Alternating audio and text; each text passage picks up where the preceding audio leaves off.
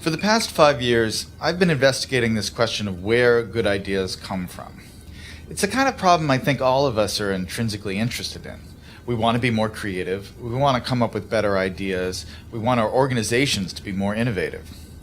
I've looked at this problem from an environmental perspective. What are the spaces that have historically led to unusual rates of creativity and innovation? And what I've found in all of these systems, there are these recurring patterns that you see again and again that are crucial to creating environments that are unusually innovative. One pattern I call the slow hunch, that breakthrough ideas almost never come in a moment of great insight, in a sudden stroke of inspiration. Most important ideas take a long time to evolve, and they spend a long time dormant in the background. It isn't until the idea has had 2 or 3 years, sometimes 10 or 20 years to mature, that it suddenly becomes accessible to you and useful to you in a certain way. And this is partially because good ideas normally come from the collision between smaller hunches, so that they form something bigger than themselves. So you see a lot in the history of innovation, cases of someone who has half of an idea. There's a great story about the invention of the World Wide Web in Tim Berners-Lee. This is a project that Berners-Lee worked on for 10 years. But when he started, he didn't have a full vision for this new medium he was going to invent. He started working on one project as a side project to help him organize his own data. He scrapped that after a couple years, and he started working on another thing. And only after about 10 years did the full vision of the World Wide Web come into being. That is, more often than not, how ideas happen.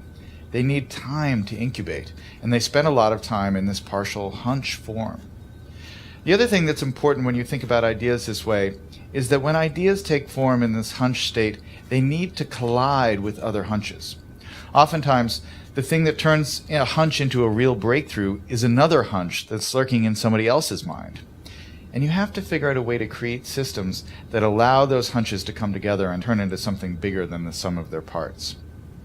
That's why, for instance, the coffee house in the Age of the Enlightenment, or the Parisian salons of modernism, were such engines of creativity, because they created a space where ideas could mingle and swap and create new forms. When you look at the problem of innovation from this perspective, it sheds a lot of important light on the debate we've been having recently about what the internet is doing to our brains. Are we getting overwhelmed with an always connected, multitasking lifestyle? And is that going to lead to less sophisticated thoughts as we move away from the slower, deeper, contemplative state of reading, for instance?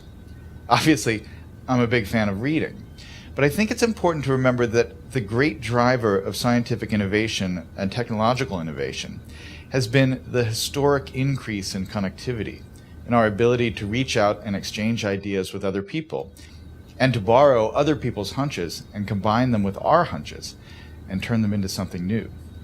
That really has, I think, been, more than anything else, the primary engine of creativity and innovation over the last 600 or 700 years. And so yes, it's true we're more distracted. But what has happened that is really miraculous and marvelous over the last 15 years is that we have so many new ways to connect and so many new ways to reach out and find other people who have that missing piece that will complete the idea we're working on, or to stumble serendipitously across some amazing new piece of information that we can use to build and improve our own ideas. That's the real lesson of where good ideas come from. That chance favors the connected mind.